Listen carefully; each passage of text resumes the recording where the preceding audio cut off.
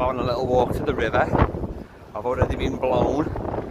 Never experienced a wind like that before around here. So I'm just going to walk out, have a little look.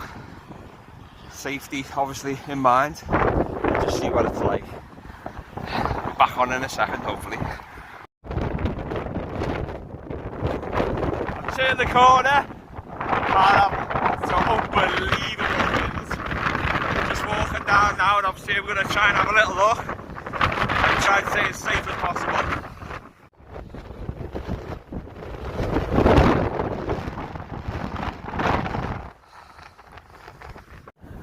I just walked through the buildings and got to be 50, 60, 70 miles an hour.